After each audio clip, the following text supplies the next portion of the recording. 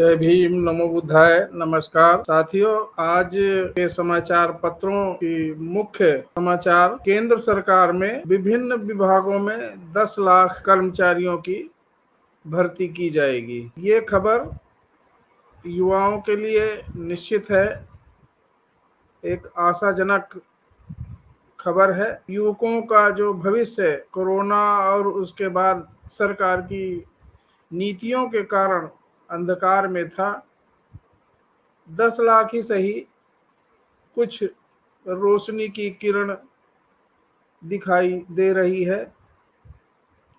सरकार ने, माननीय प्रधानमंत्री जी ने अपने विभिन्न विभागों के अधिकारियों के साथ की बैठक के अनुसार उनका मानना है कि केंद्र सरकार में वर्तमान में कुल 31,91,000 कर्मचारी कार्यरत हैं।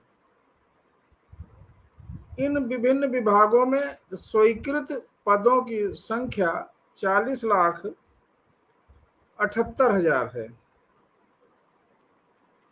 अब जो रिक्त पद हैं वो 8,78,000। यद्यपि ये आंकड़े समय समय पर विभिन्न स्रोतों से प्रकाशित होते रहते हैं, आते रहते हैं, कहाँ तक सही है कहाँ तक गलत है ये सूचना तो आज की ऑथेंटिक है, माननीय प्रधानमंत्री जी द्वारा दिया गया यह आंकड़ा है।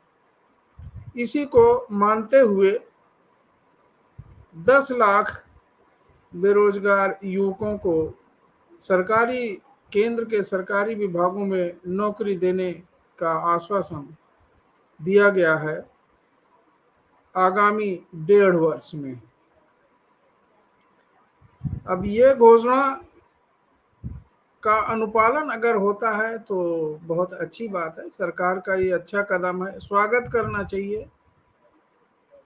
मगर कई बार ऐसी घोषणाओं पे देश के युवकों का विश्वास डगमगाता है, क्योंकि 2014 में भारतीय जनता पार्टी ने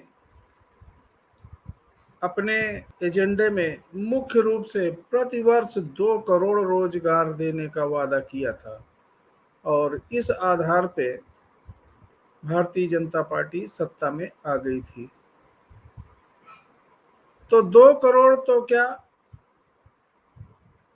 लगातार जिस तरह से भारत में बेरोजगारी की समस्या बढ़ती जा रही है, तो अब तक तो 16 करोड़ लोगों को रोजगार मिलना चाहिए था, लेकिन 8 वर्षों के बाद 10 लाख का आश्वासन आगामी 1.5 वर्षों में। ये 1.5 वर्ष ही क्यों? क्योंकि 1.5 वर्ष के बाद लोकसभा के चुनाव की प्रक्रिया प्रारंभ हो जानी है। एक बात और संदेह पैदा करती है कि केंद्र और राज्यों में तमाम विभागों में लोगों के टेस्ट, इंटरव्यू या उसके बाद फाइनल चयनित पदों की सूची प्रदर्शित कर दी गई है। 2-2, 3-3 साल हो गया, उन लोगों को अभी तक ज्वाइनिंग नहीं मिली है। तो 1.5 वर्ष में 10 लाख पद भर्ती किए जाने की तो बात पीछे रह जाती है। जो 2-3 साल पहले पदों पर चयन हो चुका है उनकी अभी ज्वाइनिंग नहीं हुई, तो ये 10 लाख पदों की कब भर्ती होगी और कब ज्वाइनिंग होगी, ये एक मन में संदेह है। जो बेरोजगार नवयुवक हैं उनके मन में पैदा हो रहा है। अगर सरकार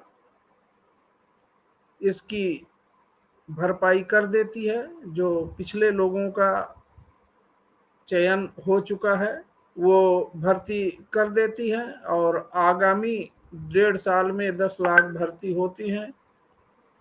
भर्तियां अगर की जाती हैं तो ये कदम सरकार का स्वागत योग्य होगा। एक और बात, अनुसूचित जाति और अनुसूचित जनजाति, कुछ राज्यों में पिछड़े वर्ग के लोगों के बैकलॉग इतना अधिक है, उस संबंध में सरकार की कोई नीति, कोई घोषणा अभी तक नहीं हुई है। इसके अतिरिक्त ऐसा नहीं है कि केंद्र सरकार के विभिन्न मंत्रालयों में, विभिन्न विभागों में कोई काम ही नहीं हो रहा जब 8,87,000 पद खाली हैं। पद भरे हुए हैं, लेकिन वो संविदा के आधार पे, कॉन्ट्रैक्ट बेसिस पे, बैकडोर से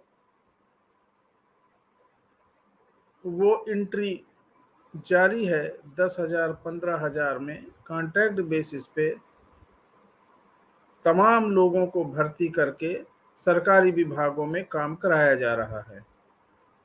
यहाँ पर कोई आरक्षण लागू नहीं है। संविदा के आधार पर रखे गए लोगों का, इन पर कोई भी आरक्षण, अनुसूचित जाति, जनजाति या पिछड़े वर्गों का कोई आरक्षण लागू नहीं है। तो अब ये 10 लाख भर्तियां सरकारी विभागों द्वारा सीधे की जाएंगी अथवा कॉन्ट्रैक्ट पे की जाएंगी, अथवा जो लोग कॉन्ट्रैक्ट पे काम कर रहे हैं उन्हीं को भर्ती कर लिया जाएगा। ये एक प्रश्न उठता जरूर है कि जो लोग कॉन्ट्रैक्ट पे काम कर रहे हैं उनका क्या होगा। तो सरकार का यह घोषणा चुनावी घोषणा तो नहीं है। ये युवाओं के मन में एक संदेह है, क्योंकि 2024 में लोकसभा के चुनाव होने हैं। चुनाव से पहले ये घोषणा, चुनाव के समय भर्ती किए जाने की घोषणा तो बहुत बढ़िया लग रही है। सरकार या ऐसी घोषणाओं के द्वारा अपनी कामयाबी हासिल करना चाहती है। अब यह जो बेरोजगार लोग हैं उनके ऊपर निर्भर करता है, सरकार के ऊपर निर्भर करता है कि वास्तविकता क्या है, लोगों को रोजगार मिलेगा भी कि नहीं मिलेगा, या पहले की तरह 2 करोड़ लोगों को रोजगार देंगे उसी तरह का ये आश्वासन ही रहेगा। पिछले जो लोगों का चयन हो चुका है उनकी भर्तियां कब होंगी, उनको कब ज्वाइनिंग दी जाएगी, संविदा पे होगा या नियमित होगा, ये तमाम सवाल हैं। अगर सरकार की मंशा, सरकार की नीयत सही है तो ये कदम स्वागत योग्य है, इसमें कोई दो राय नहीं। अन्यथा यह चुनावी घोषणा न बन के रह जाए, इस बात का संदेह सदैव जब तक भर्तियां हो नहीं जाती तब तक बेरोजगारों के मन में रहेगा।